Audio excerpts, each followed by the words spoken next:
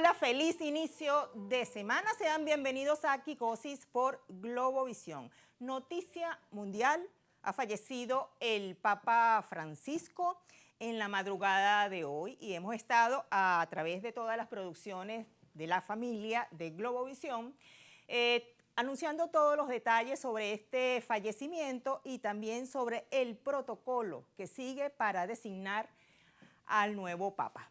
Lamentamos mucho este hecho, pero así es la vida. Hoy, adivinen qué, tenemos a un personaje querido, amado y odiado. Bueno, yo no lo odio. Se trata del señor Francisco también. Señor Kiko Bautista. ¡Aplauso, muchachos!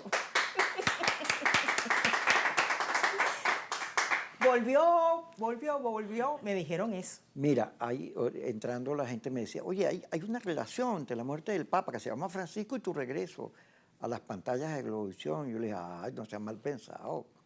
¿Verdad? Sí, Que sobrado eres, presumido. Sí. Claro, tú sabes que el venezolano tiene humor.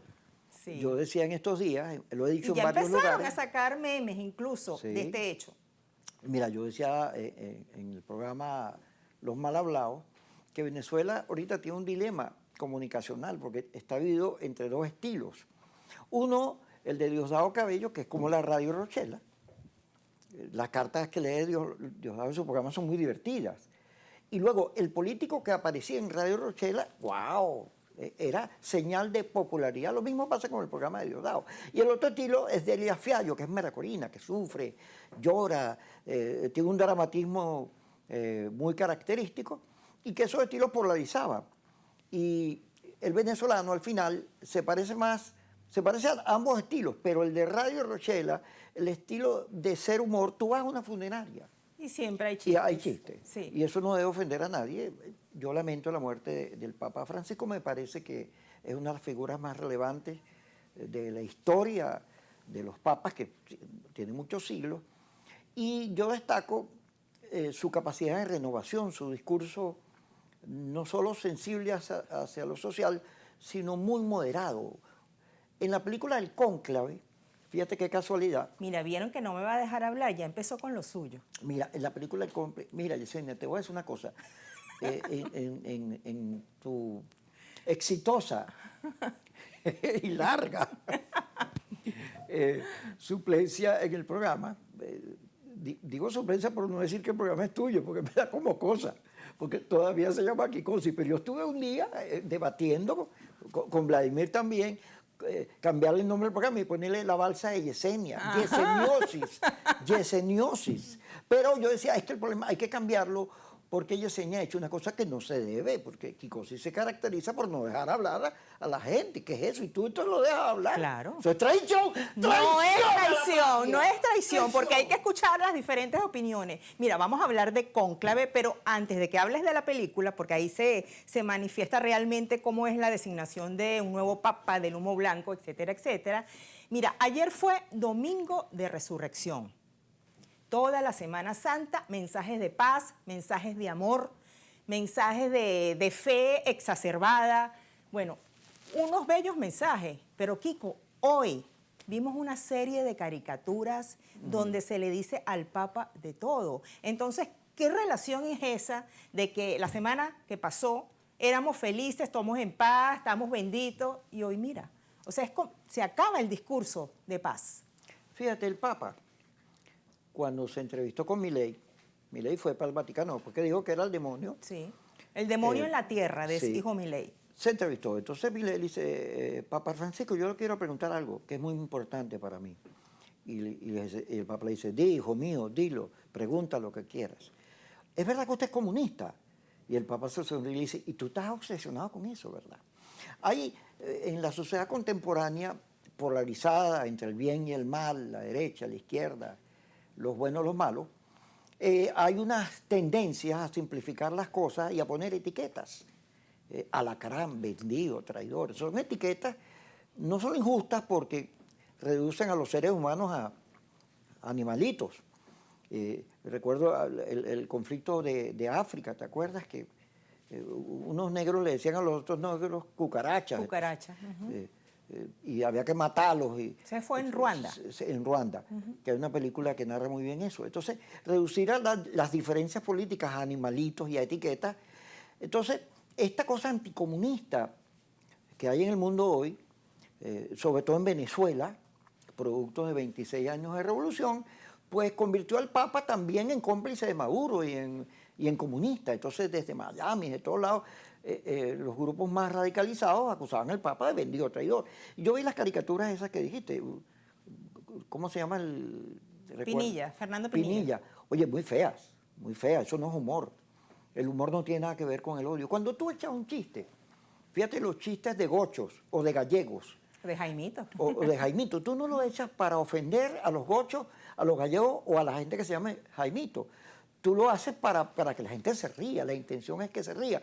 Y cuando tú haces unas caricaturas con esos odios llenas de sangre y el Papa comunista, aliado de las cosas y de las causas más perdidas e infernales, porque lo ponen así, pues tú no solo no estás haciendo justicia, no estás haciendo humor, lo que estás haciendo es un acto de venganza, de odio.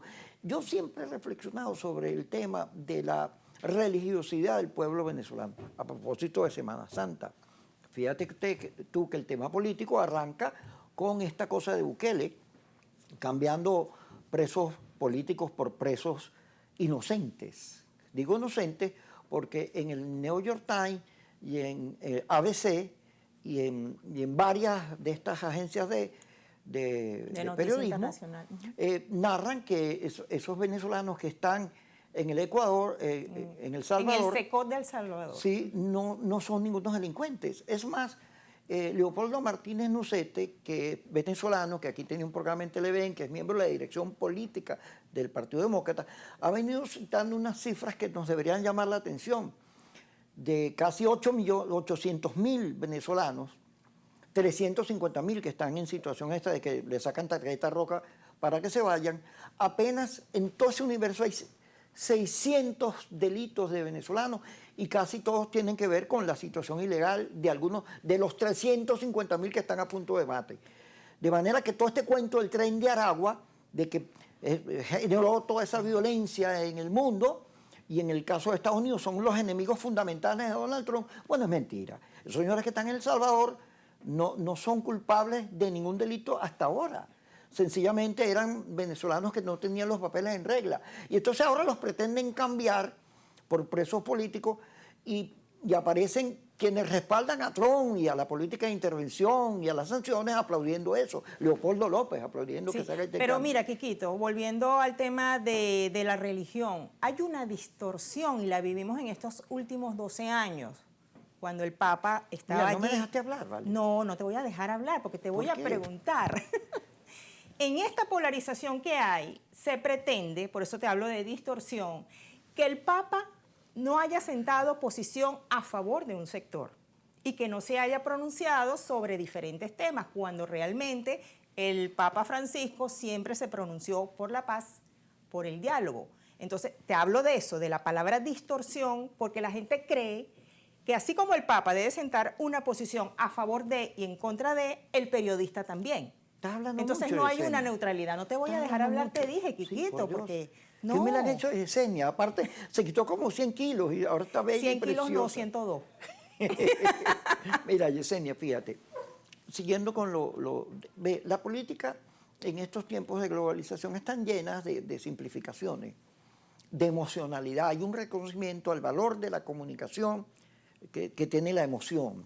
Eso es muy bueno, pero la simplificación no lo es. Ve, ¿qué ocurre? Esto del Papa, que es una gran injusticia, sobre todo en el tema de los venezolanos, que tú lees las redes y vas a ver gente que todavía insiste que el Papa es comunista. El Papa no solo no es comunista, el Papa es, y por eso me refería a la película El Cónclave, el Papa es parte de un discurso político contemporáneo. La película El Cónclave, que recomiendo la vean, no trata del Papa que se muere y nombran otro, y todo el procedimiento, porque no es así. O sea, la película no se apega a todo el procedimiento religioso, a toda la ceremonia que hay allí, sino plantea un tema del discurso político, el discurso que el actor, ¿cómo que se llama él? Ahí se me olvidó. El actor principal, que fue nominado a los que ya me acuerdo el nombre, y cuando instala el cónclave, él hace un discurso sobre la moderación, sobre las certezas, la duda, cómo la humanidad ha avanzado porque duda.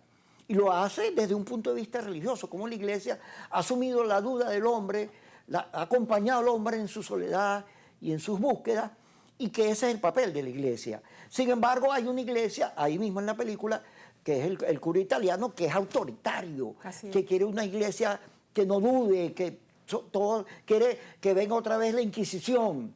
Entonces, esos son los discursos que hay ahorita, los discursos de los autoritarios y los discursos de los moderados democráticos. Esa es la moda, pero en esencia la película plantea un tema sobre la necesidad de tolerar, de entender la divergencia y la diferencia, y ese es el discurso de la paz que yo comparto. Pero el discurso de la paz en Venezuela es visto como que si tú eres un comeflor, como que si no tienes posición. Fíjate, a propósito del 11 de abril, a mí me hicieron en estos días una entrevista de Juan Carlos Fernández y yo dije, porque yo estuve el 11 de abril, a mí nadie me lo va a contar, yo casi que fui uno de los protagonistas de ese día, porque yo estaba en la tarima, yo digo, y he reflexionado que eso fue un error, porque el 11 de abril nos metió en una guerra que es la que estamos viviendo ahorita. Yo fui anteayer a comprar en uno de estos supermercados grandes, fíjate, una bolsa de leche, kilo de leche, un cuarto de café, una patilla, un queso, unos panes de esos que yo como que son sin azúcar, y pagué $50. El resultado del 11 de abril y sus secuencias, esta guerra entre una gente que quiere sacar al gobierno y el gobierno que quiere evitar que lo saquen, esa guerra tiene al país en una situación económica complicada, nos tiene divididos, nos tiene llenos de odio, y uno quisiera, yo entiendo al Papa, yo no quisiera pararme a decirle a alguno de los dos factores lo malos que son malos, lo terrible e injusto que son e intolerantes, sino decirle a los que defienden a Maduro y a los que defienden a la señora Machado que esta guerra desatada el 11 de abril, 26 años librándola, tiene al país destruido, y que en vez de estar acusándonos deberíamos buscar salidas, soluciones que le permitan a la gente superar esta situación económica que se nos viene encima, que es horrible y que es culpa de políticas económicas equivocadas, es verdad, pero también de la sanción y de esta postura que tiene el señor Trump, que ha convertido él, que era el salvador, según los radicales era el hombre que venía a salvar a Venezuela de las garras de la dictadura. Resulta que Trump ha convertido a los venezolanos en el enemigo público número uno de los americanos.